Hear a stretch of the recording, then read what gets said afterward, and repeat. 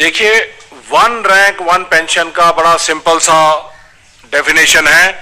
ये मैं आपको थोड़ा सा आप लोगों के समझ के लिए मैं आपको ये 26 फरवरी 2014 का यूपीए का ये ऑर्डर है, इसके अंदर एक डेफिनेशन दी गई थी। वन रैंक वन पेंशन बड़ा सिंपल, समान रैंक, समान लेंथ ऑफ सर्विस, समान पेंशन, चाहे वो कभी भी रिटायर हुआ हो या आगे कभी रिटायर होगा, सबकी सेम पेंशन। यही रेवाड़ी में मैंने पूर्व सैनिकों को वन रैंक वन पेंशन लागू करने की गारंटी दी थी। रेवाड़ी की वीर धरा से लिया गया वो संकल्प मैंने आपके आशीर्वाद से पूरा किया। अभी तक ओआरओपी के तहत वन रैंक वन पेंशन के तहत पूर्व सैनिकों को करीब करीब 1 लाख करोड़ रुपए मिल चुके हैं। राजस्थान के मेरे वीर भाई और बहनों, मोदी ने अपने सैनिक परिवारों को वन रैंक वन पेंशन इसकी गारंटी दी थी। हमने अब तक 70,000 करोड़ रुपए वन रैंक वन पेंशन के तहत हमारे सेना के जवानों को मिल चुके हैं।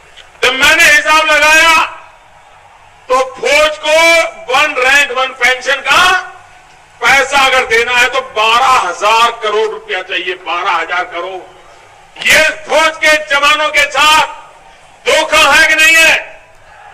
फौज के जवानों के साथ धोखा है कि नहीं है? अगर उनको देना था तो 12,000 करोड़ रुपए का प्रबंध करना चाहिए था कि नहीं करना चाहिए था? हमने किया। और भाइयों बहनों, हमने वन रैंक वन पेंशन लागू कर दिया। 4 किस्त में पैसा देना तय कर लिया। अब तक 6,500 करोड़ रुपए हम दे चुके हैं। भाइयों बहनों, आगे वाली किस्त भी इस बजट में देने का फैसला कर लिया। हर सरकार से मांग कर रहे थे वन रैंक वन पेंशन। ये सरकार आने के बाद हमने वादा किया था कि हम वन रैंक वन पेंशन लागू करेंगे। और मैं आज मेरे वीर जवानों के सामने सर झुका करके इस वादा हमने पूरा कर दिया। आज मैं संतोष की अनुभूति कर 5,500 करोड़ रुपया वितरित हो चुके हैं। इन कागज पे चीजें इकट्ठी करते करते मुझे 1.5 साल लग गया। सब बिखरा पड़ा था। पूर्व सैनिकों के नामों का ठिकाना नहीं मिल रहा था। संख्या सही नहीं मिल रही थी। मैं हैरान था। देश के लिए मरने मिटने वाले फौजियों के लिए सरकार के पास सब बिखरा पड़ा था। मैंने वादा किया, मैं वादा पूरा करना चाहता हूं, लेकिन सरकार की तिजोरी में इतनी ताकत नहीं है कि एक साथ 12,000 करोड़ रुपया निकाल दें। ये लोग तो 500 करोड़ की बात करके चले मान देंगे। भाइयों बहनों, ये निवृत्त फौजियों की ताकत थी कि मैंने निर्णय कर लिया और अब तक 4 किस्त दे चुका हूं।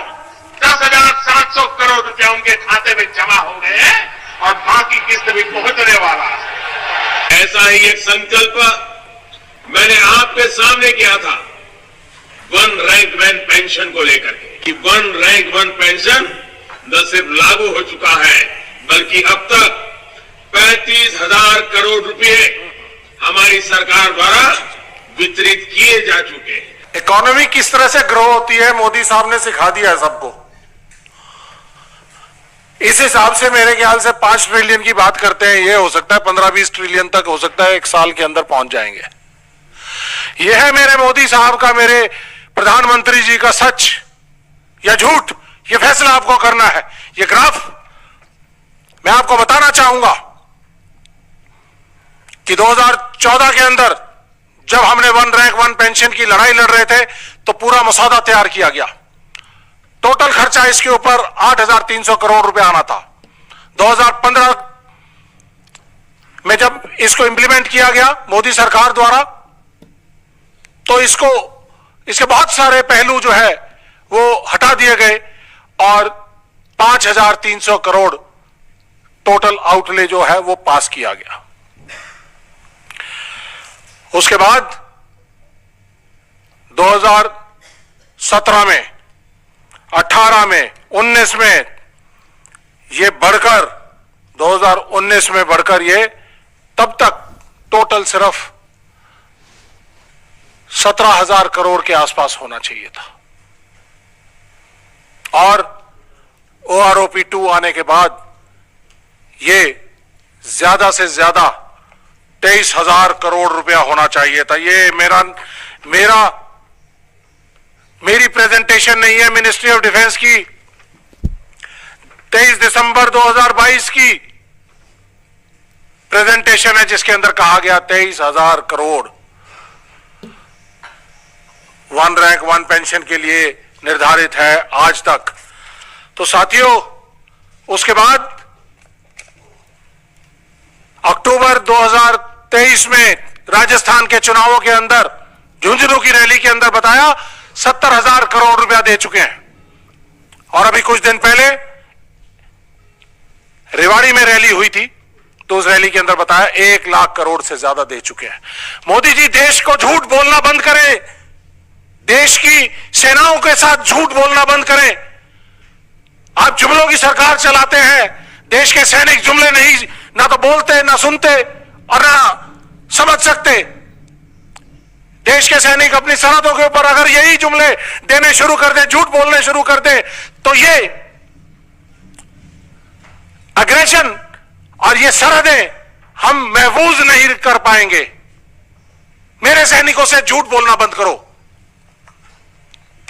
आपने अपने कॉर्पोरेट के साथियों को आज तक 14 लाख करोड़ से ज्यादा आपने उनके कर्जे माफ कर दिए हैं, एनपीए जो है उनको माफ कर दिया गया है। और क्या आपके पास अपनी सेना को देने के लिए 23,000 करोड़ नहीं है? 23,000 करोड़ आज तक टोटल दिया गया है और उसको कहीं पे आप 70,000 करोड़ बोल रहे हैं, कहीं पे आप 1 लाख करोड़ बोल रहे हैं।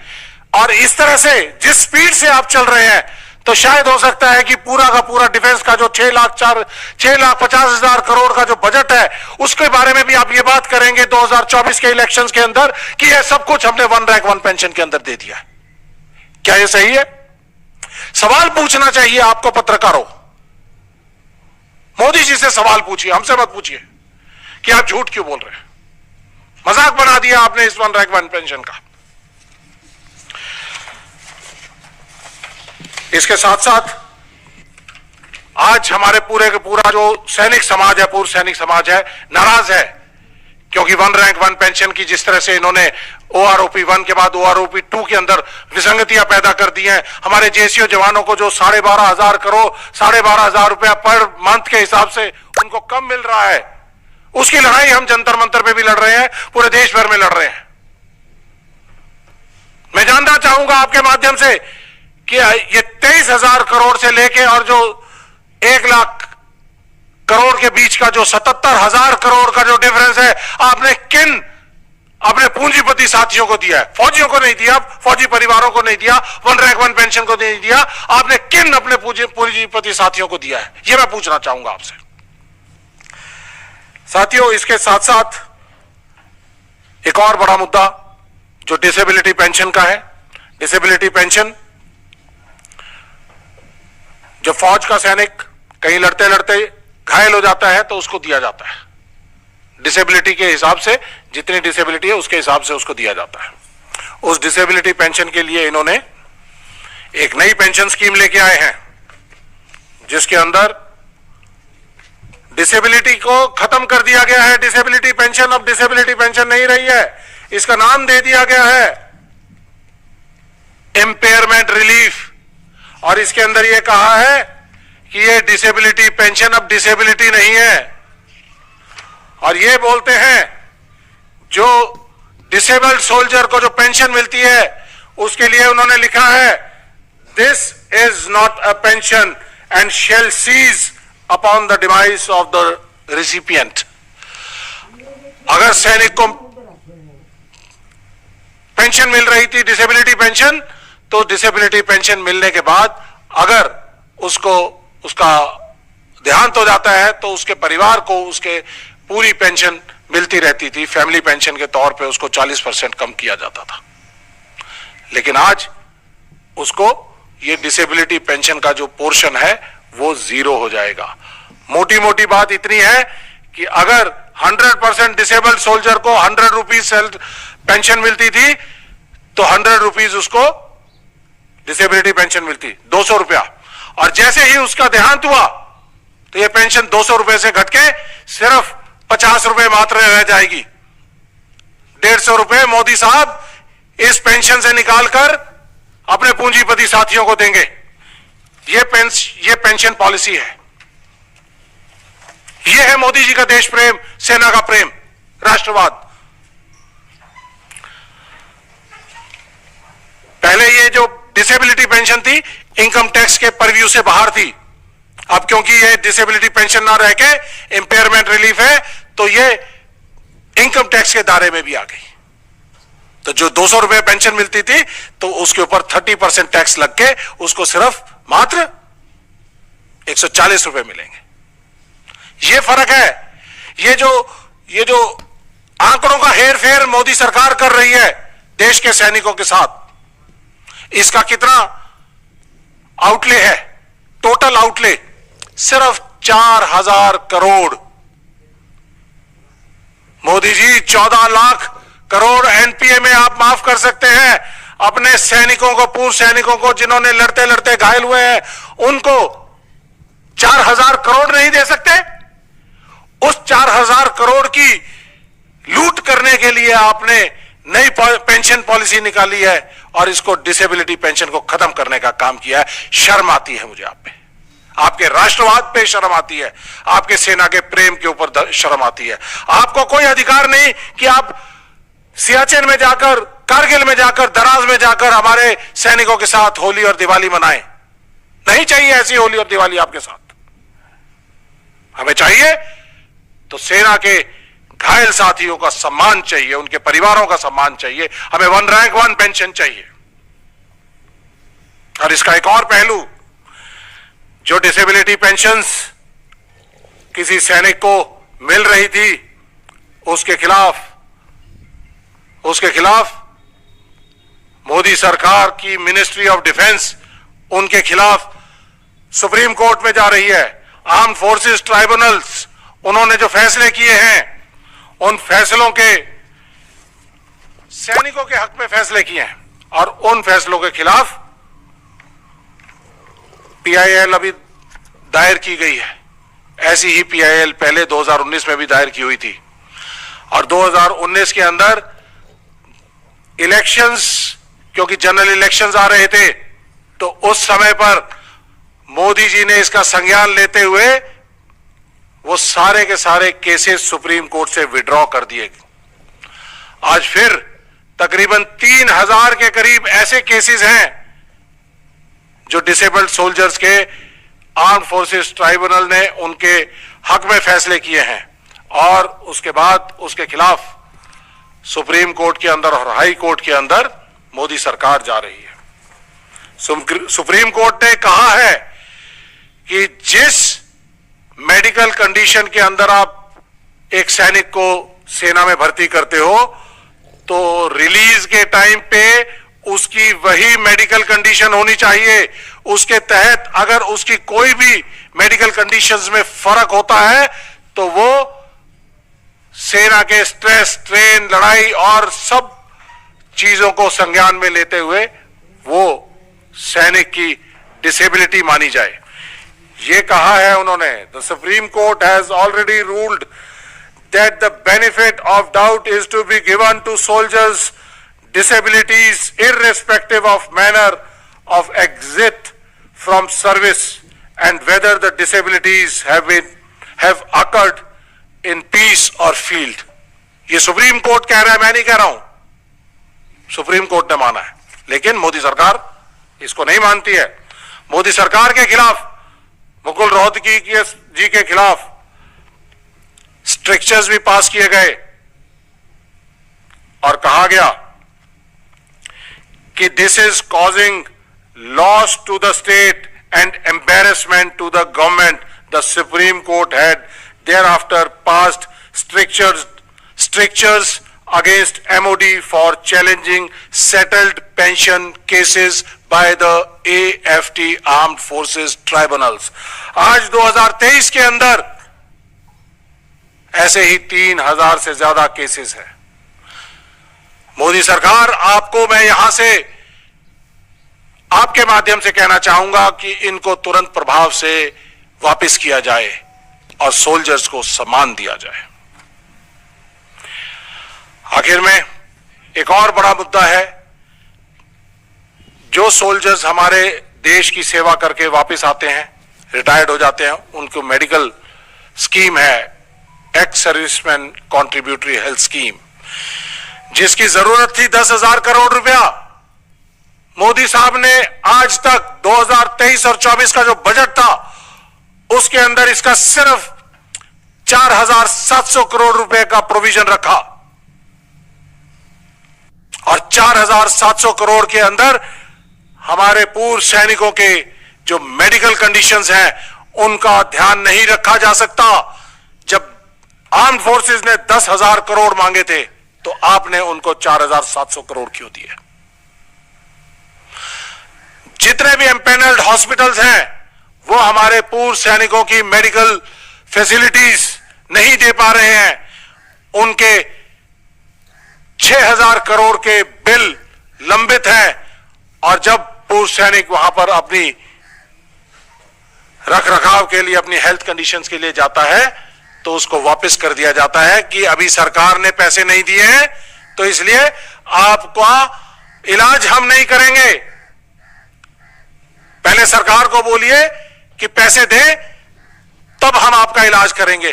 क्या आप अपने पूर्व सैनिकों के साथ ऐसा व्यवहार बर्दाश्त करेंगे? मेरे ख्याल से नहीं करेंगे। देश के पूर्व सैनिकों ने अपना यूथ दिया है देश को। आज कोई 70 साल का, 80 साल का, 90 साल का है, उसका ध्यान रखना, उसका इलाज करना, उसकी हेल्थ कंडीशंस का संज्ञान लेना, ये देश की जिम्मेदारी है बुनियादी तौर पे। और देश की बुनियादी आप लोग टैक्स दे रहे हैं, लेकिन मोदी साहब इस पैसे को साइफन आउट करके अपने साथियों को, पूंजीपति साथियों को दे रहे हैं। लेकिन देश के पूर्व सैनिकों के इलाज में जो पैसा चाहिए वो नहीं दे पा रहे हैं।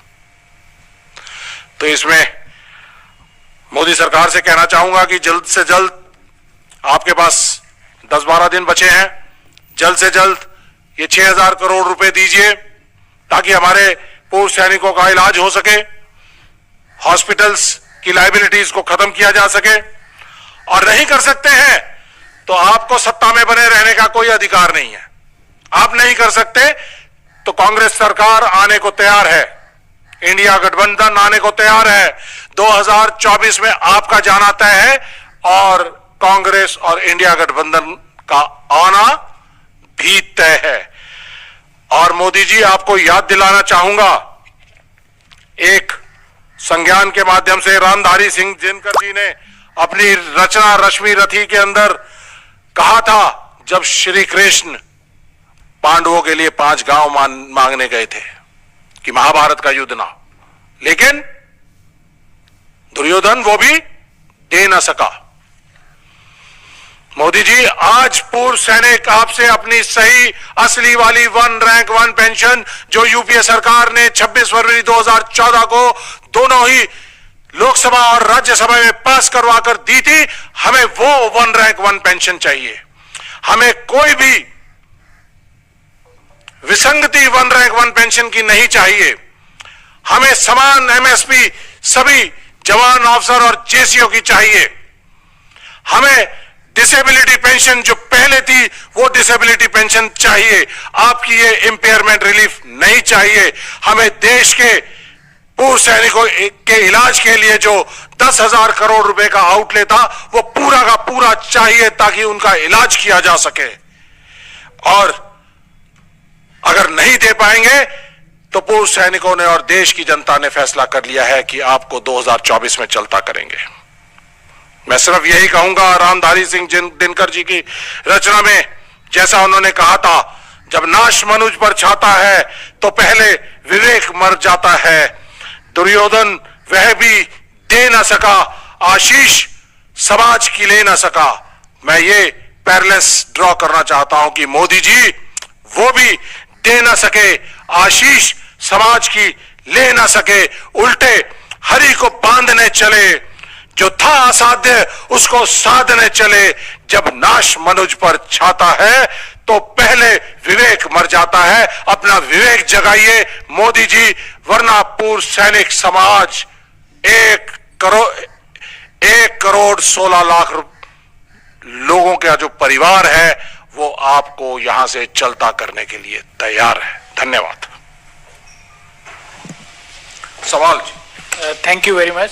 आपके जो सवाल हों इसी इशू पे, रिक्वेस्ट ये है कि इसी मुद्दे पर जो भी सवाल हों उनका कर्नल रोहित चौधरी जवाब देंगे। Yes, we have taken up issues.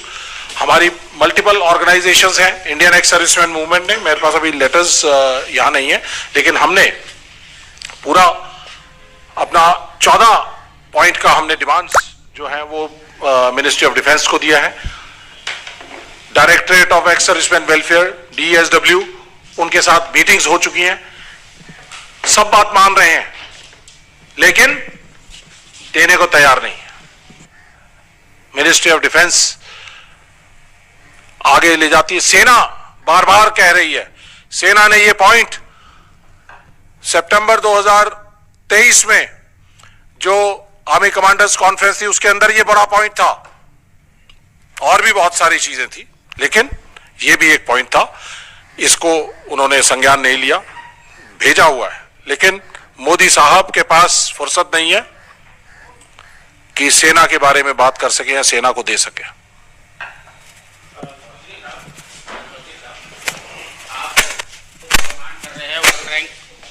One rank one pension की डिमांड कर रहे हैं। आप ये कह रहे हैं कि 2014 में यूपीए गवर्नमेंट ने जो पास किया था, और अभी आप कह रहे हैं कि मोदी जी ने जो दिया है 23,000 करोड़ रुपया दिया है, तो what is the difference between both? ये माना गया, लेकिन ये क्राइटेरिया अगर ये माना, ये इंप्लीमेंटेशन ऐसे होती तो आज कोई भी विसंगति पैदा नहीं होती, लेकिन उन्होंने उसको इस तरह से ना देकर वन रैंक वन पेंशन की जगह वन टाइम एनहेंसमेंट दी है। जो 2014 में हुई, 2014 में जो डिमांड कर रहे थे, टोटल आउटले था 8,300 करोड़ का। जब नवंबर 2015 में ऑर्डर निकाला तो उसके अंदर इसको रिड्यूस कर दिया गया 5,300 करोड़ में, तो 3,000 करोड़ गायब हुए। तो कहीं ना कहीं तो फर्क हुआ। उसके अंदर यह कहा गया कि जो वॉलंटरी रिटायरमेंट आते हैं तो उन लोगों को इससे वन रैंक वन पेंशन से दूर रखा जाएगा। क्यों? फौज में पेंशनधारी तभी बनता है जब उसकी 20 साल की सर्विस हो जाती है। अफसर जवान 15 साल की सर्विस हो जाती है, तब उसको पेंशन मिलती है। हमारे यहां कोई सिस्टम नहीं है वॉलंटरी रिटायरमेंट का। पूर्व सैनिक वो तभी बनता है जब 15 साल उसके पूरे हो जाते हैं, पेंशनधारी बन जाता है। तो उसको क्यों महरूम रखा गया? तो ये बहुत सारी चीजें हैं। इन्होंने लगातार, हम इस बात को उठा रहे हैं, 2019 के अंदर इसकी इक्वलाइजेशन की गई। वन रैंक वन पेंशन के हिसाब से हर साल इसकी इक्वलाइजेशन होती है, लेकिन जब इक्वलाइजेशन अब 5 साल में करोगे तो 5 साल में हर साल 12 महीने रिटायरमेंट्स होती हैं। हर एक की अपनी अपनी अलग अलग पेंशन होगी। 12 गुना 5 60 पेंशन एक रैंक की, और अलग अलग सर्विस हुई तो कितना कॉम्बिनेशन, अगर परमिटेशन कॉम्बिनेशन अगर बनाना चाहे तो हजारों तरह की पेंशन बन गई। तो ये फर्क है। हमारा सिर्फ सवाल यह है कि आप देश से और देश के सैनिकों से झूठ नहीं बोल सकते। आपने 1 लाख करोड़ कैसे बनाया जब 2022 के अंदर टोटल आउटले अभी तक का 23,000 करोड़ था? कोई बात नहीं, ठीक है। तो ये सब 23,000 करोड़ था, तो आज उसको 1 लाख करोड़ कैसे बना दिया? मैं सवाल सिर्फ एक पूछना चाहूंगा कि 70,000 करोड़ अगर अक्टूबर 2023 में था, तो आज 3 महीने के अंदर वो 1 लाख करोड़ कैसे हो गया? 30,000 करोड़ कहां बढ़े? इतनी स्पीड से तो मोदी साहब, मेरे ख्याल से अगर हम 10 साल की जीडीपी लगाएं तो 10 साल की जीडीपी भी नहीं बढ़ सकती है। ग्रोथ रेट कितना? 33%। जीडीपी का ग्रोथ रेट क्या है? 6%। तो आप 33% तो 3 महीने में बढ़ा गए। तो क्या किसको बेवकूफ बना रहे मोदी जी? दिखता है सबको, सबको समझ आता है। आप लोग पत्रकार बंधु बताइए। दोस्तों नमस्कार, हिंदुस्तान हृदय पर सभी का स्वागत करते हैं। दोस्तों, एक तरफ से हमारे देश के PM Narendra Modi ji one rank one pension को लेकर साफ साफ शब्दों में यहाँ पे बड़ा ऐलान कर चुके हैं। इसके साथ ही दूसरी तरफ से बताना चाहूँगा, इसमें हमारे विपक्षी दल लगातार नीचा दिखाने में यहाँ पे एडी से लेकर छोटी तक पूरा दमखम यहाँ पे लगा चुके हैं विपक्षी दल। जी हाँ साथियों, दूसरी तरफ से बड़ी खबर आ रही है। इसमें डीए के साथ साथ हमारे लाखों कर्मचारी पेंशनधारक बोनस की यहाँ पे ज़बरदस्त मांग कर रहे हैं। जी हाँ साथियों, इसमें कर्मचारी पेंशनधारकों की तरफ से बोनस की लगातार यहाँ पे मांग उठ रही है। इसके साथ ही केंद्र सरकार की तरफ से बताना चाहूँगा, अभी भी एक और सबसे बड़ी खबर डीए को लेकर आ रही है। 5% डीए केंद्र सरकार यहाँ पे दिवाली से पहले आप सभी को यहाँ पे बड़ा तोहफा दे सकती है। इसके साथ ही बताना चाहूँगा, इसमें 7,000 रुपये, यानी कि इसमें बेसिक सैलरी का 7,000 रुपये बढ़ोतरी के साथ इसमें बताना चाहूँगा 17,000 रुपये वेतन आप सभी को यहाँ पे सरकार की तरफ से मिल सकता है। इसमें 18,000 पेंशन बढ़ोतरी में 50% पेंशन कर्मचारियों के खाते में जाने की संभावना हो चुकी है। इसके तहत ही सरकार द्वारा पहले भी हम बता चुके हैं, भाजपा की तरफ से इसमें पेंशन धारकों की इसमें 10% पेंशन भाजपा की तरफ से यहाँ पे लागू की जाएगी। और इसके साथ ही इसमें जिस तरह से सरकार ने आप सभी के 18 महीने के एरी के साथ साथ सरकार की तरफ से इसमें 1,78,000 रुपये सरकार की तरफ से पहली किस्त है वो सरकार यहाँ पे फाइनल कर चुकी है। इसके तहत ही यहाँ पे एक और सबसे बड़ा नोटिफिकेशन हमारे पास आ रहा है एरिया को लेकर। जिस तरह से सरकार की तरफ से इसमें एरिया का पैसा लगता है कि भारत सरकार की तरफ से इसमें 4 साल एरिया का पैसा भारत सरकार यहाँ पे आप सभी को यहाँ पे दे सकती है। जी हाँ साथियों, एक बड़ी खुशखबरी ये भी आ रही है।